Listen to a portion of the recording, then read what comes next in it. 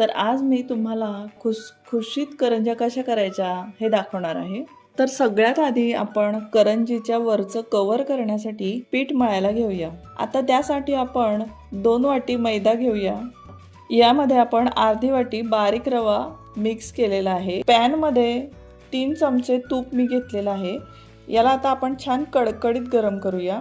आता रवा आणि मैद्यामध्ये चवीनुसार आपण मीठ घालूया। मीठ पिठामध्ये छान व्यवस्थित आपण मिक्स करून घेऊया। आता 3 चमचे कडकडीत जे मोहन गरम केलेलं आहे आपण ते आपण पिठावर घालूया।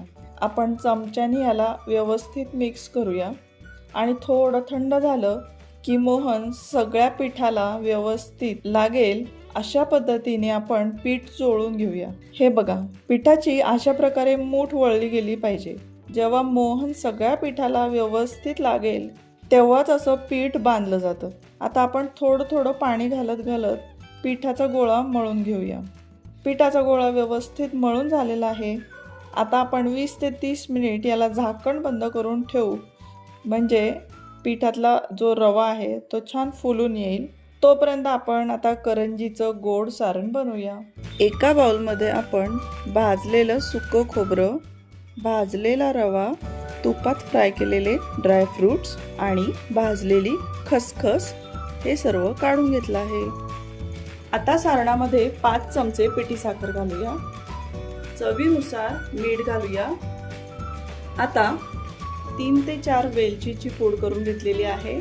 अर्धा चमचा जायफळ पावडर घातलेली आहे। याला आपण व्यवस्थित मिक्स करून घेऊया। सारण आपलं बनवून तयार आहे। अर्धा तास झालेला आहे। करंजीचं पीठ आता करंज्या करण्यासाठी तयार झालेलं आहे। आता या पिठाचे छोटे छोटे गोळे तयार करूया।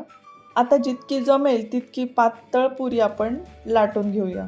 अशी प्लेट किंवा झाकणाने सगळ्या पुऱ्या आपण अशा एकसारखी कट करूया। आता आपण पुरीवर करंजीचं सारण घालूया। साईडच्या कडांना आपण बोटांनी थोडंसं असं पाणी लावून घेऊ, म्हणजे करंजीच्या कडा व्यवस्थित चिकटतील आणि तेलात करंजी फुटणार नाही। आता आपल्याकडे जर असा फिरकीचा चमचा असेल तर साईडच्या कडांवर फिरकीच्या चमच्याने अशा पद्धतीने फिरवून घेऊया। तळण्यासाठी कढईमध्ये तेल घालूया। गॅसची फ्लेम लोवर आहे। तेल तापलं की आपण हलक्या हाताने करंजी तेलामध्ये सोडूया। अगदी मंद आचेवर दोनही बाजूनी खुसखुशीत करंज्या तळून घेऊया। गरमागरम खरपूस कुरकुरीत करंजी तयार आहे। नक्कीच आवडतील तुम्हाला। रेसिपी आवडली तर नक्की माझ्या चॅनलला